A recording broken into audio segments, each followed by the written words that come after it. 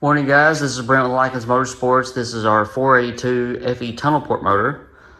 It's bagged up, waiting on the intake to be vapor blasted.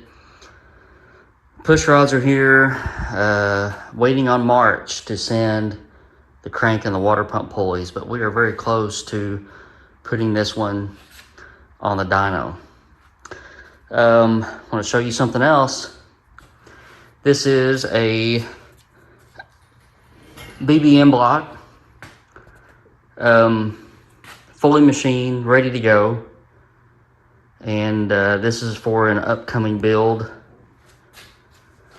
Went ahead and put the engine or the block on the engine stand, just to have it ready for when parts start trickling in. It may be a while. This block is going to use the FE Power cylinder heads, and if you're not familiar with those, you can go to fepower.net and do a search, or you can look through some of my past videos.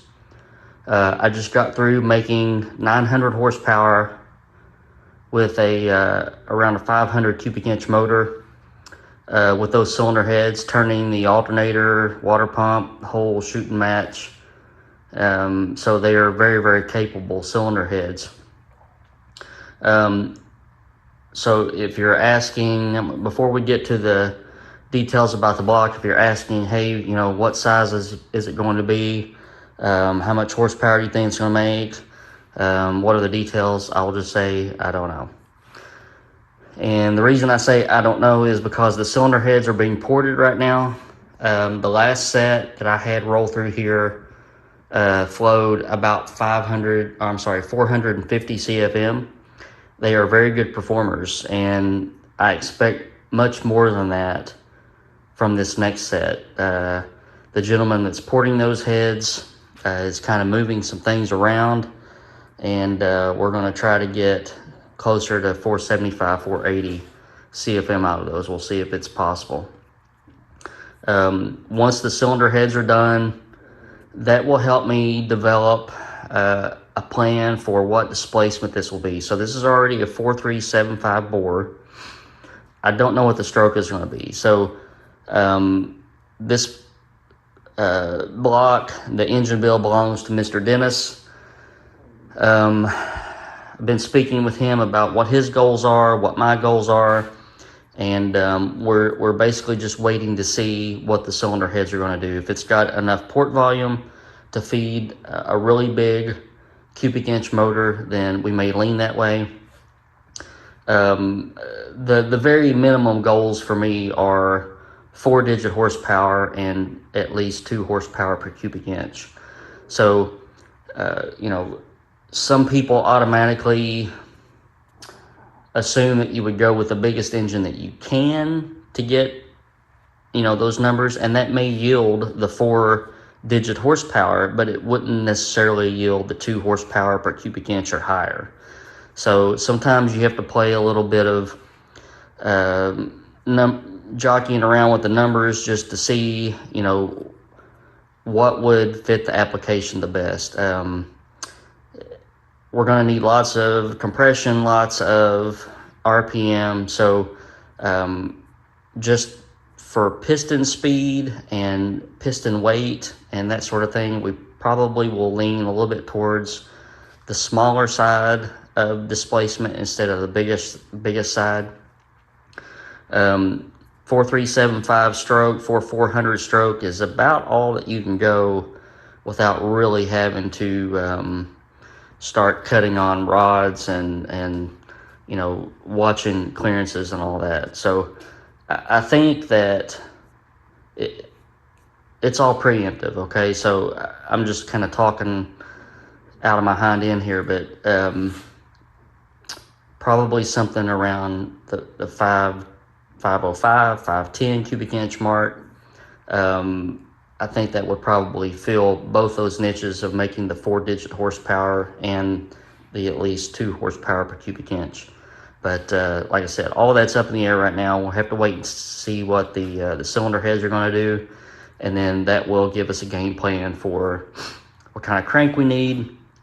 I'm really thinking, I've ran the Scat stuff at 900 horsepower. You know, I know it'll survive that, but as far as pushing it to 1,000 horsepower or more, I think I'd be more comfortable with a Bryant, or another, you know, billet crank brand. So we'll have to see what comes of all that. Be a sheet metal intake manifold and probably 2 fairly hefty sized Dominator carburetors. And like I said, a lot of RPM, a lot of compression.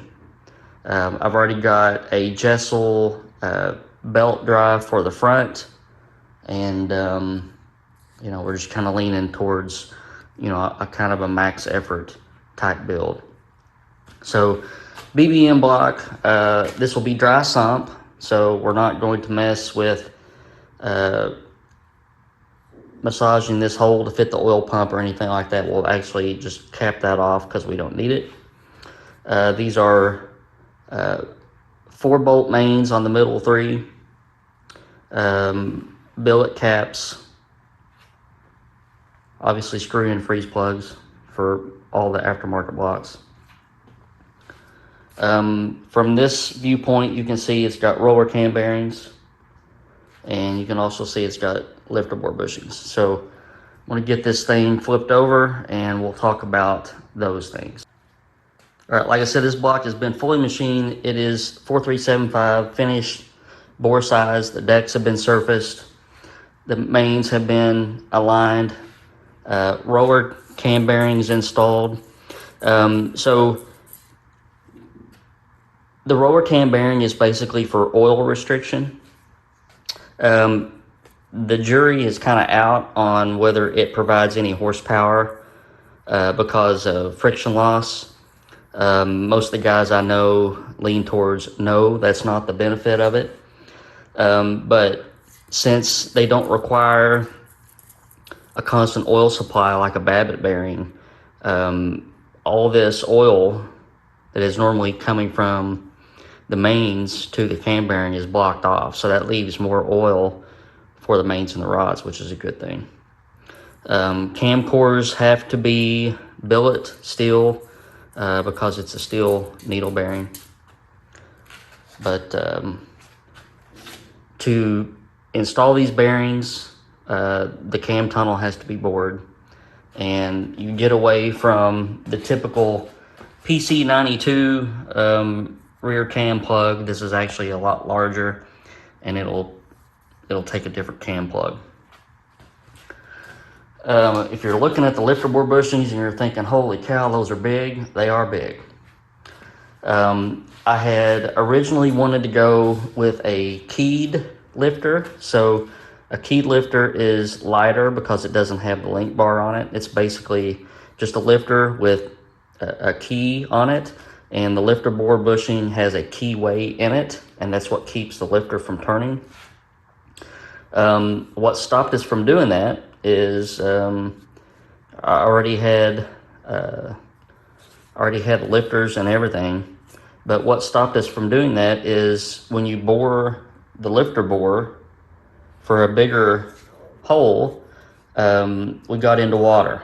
So between the cylinder and this wall here is water. If you cut in too far, then you can hit water. That's a lot of problem with the aluminum blocks because they tend to be porous in that area, and you don't find it until you pressure test and see water coming through. But when we bored for the keyed lifter bore bushings, we hit water, which basically means it just broke through here.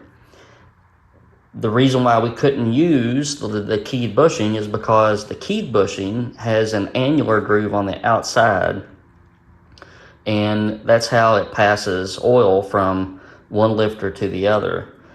What's bad about that is if the groove is on the outside, then even if your bushing is sealed in most spots, if it picks up water, it'll introduce water into your oil feed, or it could introduce oil into your water feed, either one.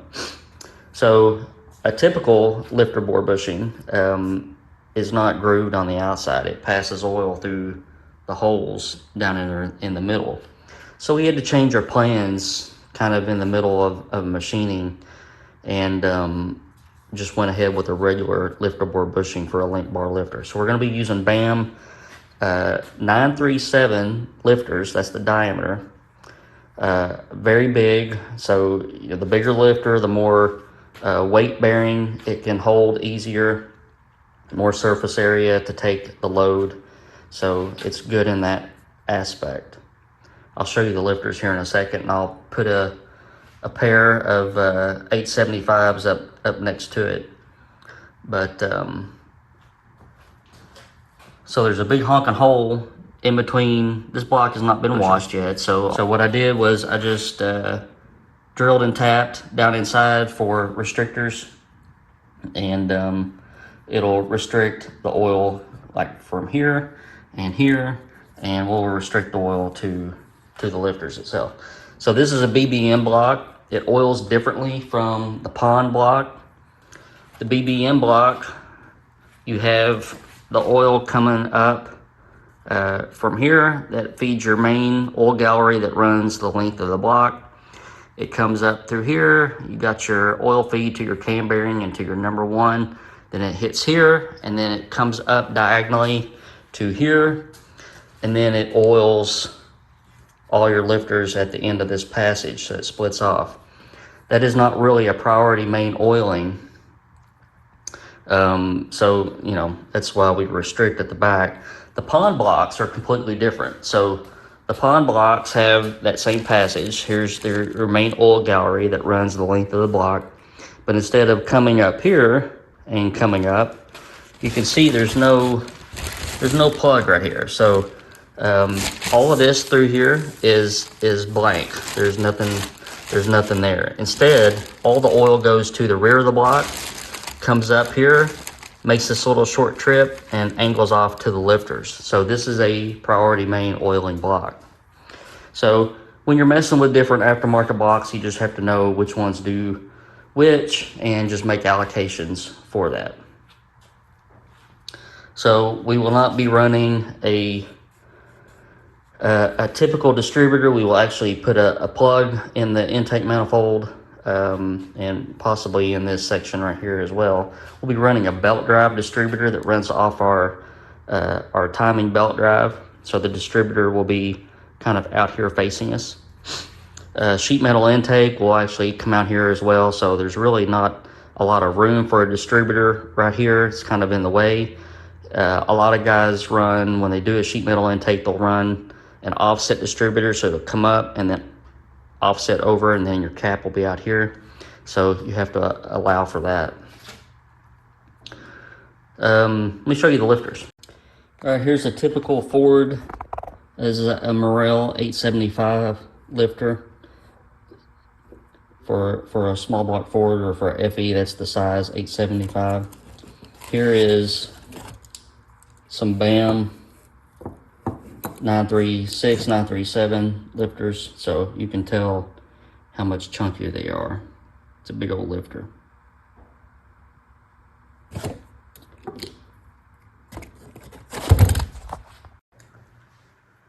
All right, so just wanted to show that off. That's an upcoming build, so y'all make sure you subscribe and stay tuned to the channel so that you don't miss out on that.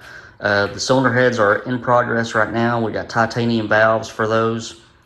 And as soon as we hear from the porter on what they flow and what the port volume is and all that stuff, then we can make a determination on what displacement we want to use, and then we can also send the heads off and have the sheet metal intake made for those. We'll probably go to Hogan. They have a nice billet, I call it a sub intake, a lower intake, and kind of like an intake adapter, and they can make it match the ports and the heads, and then they can also make the sheet metal intake for the top side. Oh, these are CHE lifter bore bushings. Recommend CHE for this type of thing. They make really good products. So the goals are high. 4-digit horsepower numbers. I would love to see 2 horsepower per cubic inch or more. And we'll just have to see what we can do with that. So again, max effort build, a lot of cylinder head, a whole lot of camshaft. You know, I'll be trying to look for something like maybe 1 inch of lift or more. A lot of duration, a lot of RPM. Sheet metal intake, 2 big dominators, dry sump, you know, just whatever we can do to squeeze out the horsepower, we're going to be doing it. So we'll see what we can come up with. Hopefully I won't have any bad luck out of this block. So BBM blocks have been kind of hit and miss for me. If you remember, I had one that pressure tested okay and everything checked out, but when I went to prime the pump, it just started pouring oil out of different porous spots in the side of the block. So that's always a nice kick in the pants when you get to that point and have to regroup. But we'll see what happens. Hope you guys are having a good day. Just wanted to show off this eye candy. I'll talk to you guys soon.